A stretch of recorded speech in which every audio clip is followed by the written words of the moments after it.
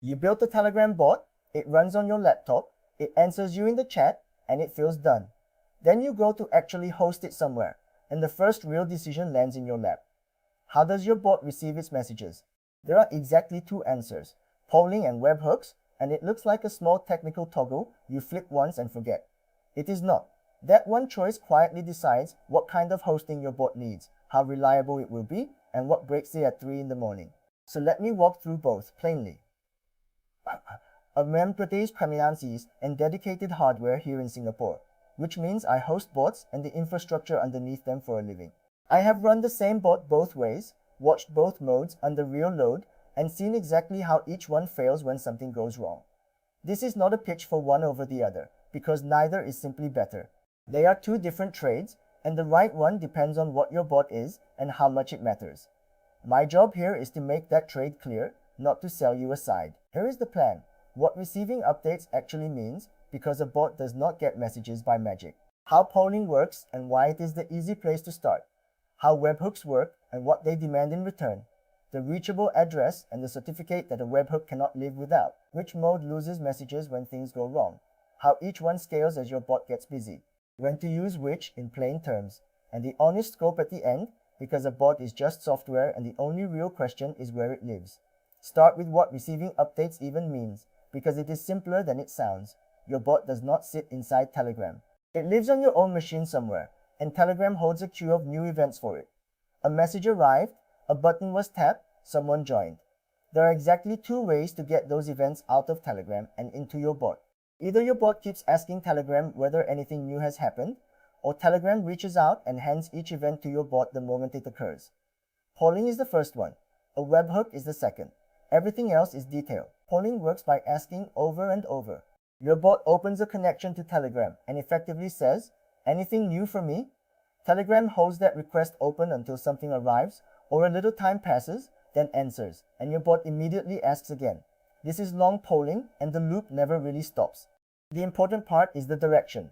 Your bot is the one reaching out to Telegram, so the connection starts from your side. Nothing on the internet has to be able to find your bot, because your bot is doing the finding. It calls Telegram, not the other way around.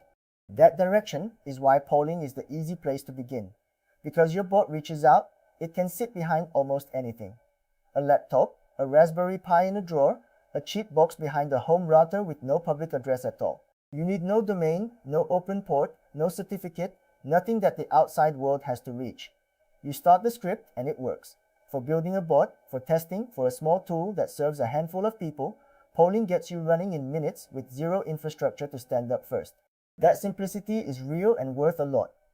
The cost of polling is that it is a constant outbound conversation that only works while your process is alive. One process holds the poll, and the moment it crashes or you close the laptop lid, the bot goes silent, because nobody is asking Telegram anything anymore. It also has to be exactly one asker. If two copies of your bot poll the same token at once, they fight over the updates, and both behave strangely.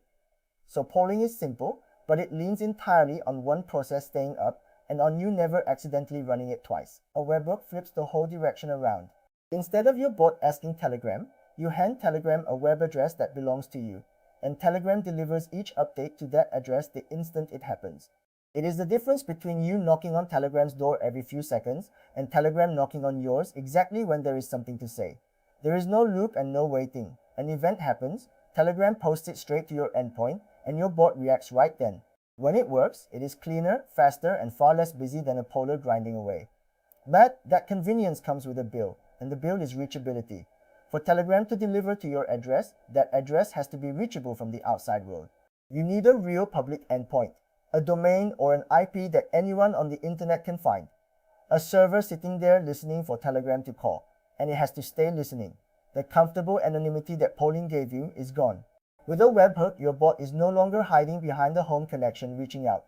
It is a front door on the public internet, and that door has to be there every time Telegram comes knocking. There is one more hard requirement, and it is the one that trips people constantly.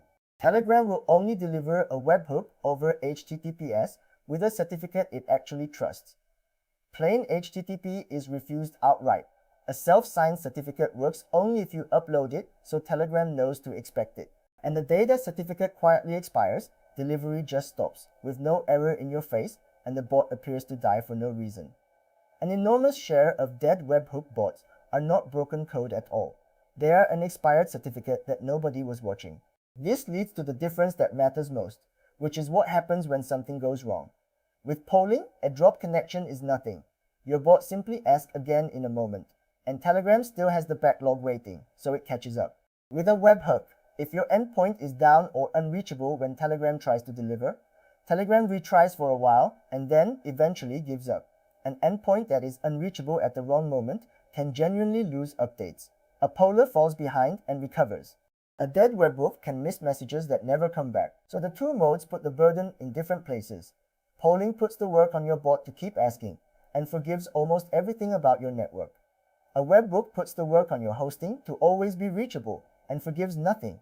A webhook is only ever as reliable as the uptime of the public endpoint sitting behind it, which means the moment you choose a webhook, you have quietly signed up for the entire uptime problem, keeping one address online, listening and answering every hour of every day. That is not a knock on webhooks. It is just the true price on the tag. Scale pushes the decision too.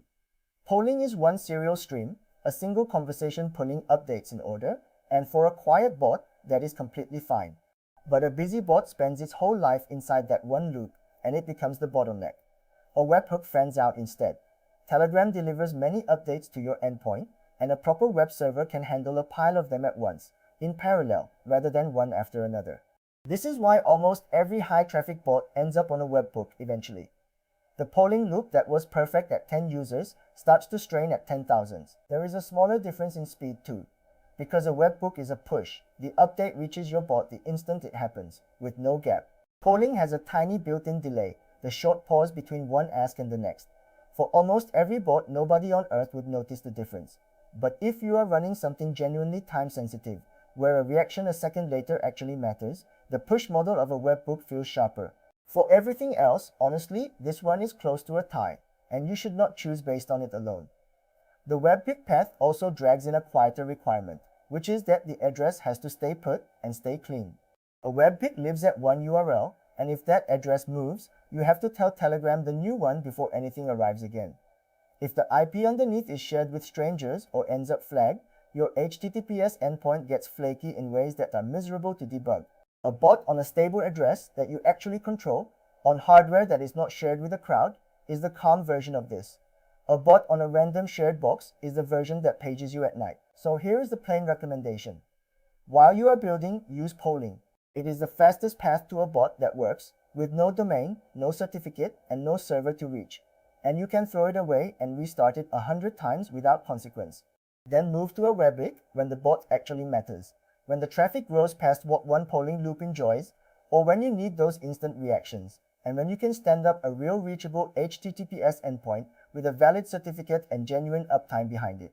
Start simple and graduate when there is a concrete reason to. Let me save you the single most common headache, because it catches nearly everyone once. Telegram lets exactly one method receive at a time. If you set a webhook and then also try to poll, the poll will fail because the webhook is holding the line. And if you registered a webhook long ago, forgot about it, and now your updates are vanishing, that leftover webhook is very often why. The fix is boring and reliable. Delete the webhook to go back to polling, or set it cleanly and stop polling. One receiver, never two, quietly explains a lot of mysterious silence. Let me be clear about scope, because it matters. Everything here is about hosting a legitimate bot reliably, a support bot, a community helper, and automation you genuinely run and stand behind. It is not about flooding anyone, or blasting messages nobody asked for, or running something that should not exist. A bot is just software that reacts to messages. The only real questions are where it lives, whether it stays reachable, and whether the person running it is accountable. Webhook or polling, the honesty of what the bot does is a separate matter from the plumbing that carries it. And here is the honest catch that sits under both choices. Whichever mode you pick, a bot that people actually rely on has to be running every hour of every day, on an address that stays reachable, with a certificate that stays valid, and a process that brings itself back the instant it dies. Polling makes that a question of one process never stopping. A webhook makes it a question of one public endpoint never going dark. Either way, it is steady, unglamorous, continuous attention, not a thing you set up once and forget. That relentless part is exactly what managed hosting is built to carry for you. Then a Telegram Vault is managed Telegram hosting on dedicated Singapore hardware. Real handsets on real carrier SIMs from Singtel, M1, StarHub, and Vivify. So your bots and accounts live on clean, stable IPSEs that stay reachable and get watched around the clock instead of a laptop polar that dies the moment you close the lid, or a webhook on a shared box that quietly drops updates the afternoon you are not looking. If that is what you need, start at telegramvault.org. Onboarding begins with a real conversation about your setup, not a checkout page, and the code TGYT gets you a discount when you start. If this made the choice between a webhook and polling finally makes sense, from a coin flip into a decision you can actually reason about, then subscribe, because there is a lot more on running Telegram accounts and infrastructure cleanly coming on this channel. Thanks for watching, and I will see you in the next one.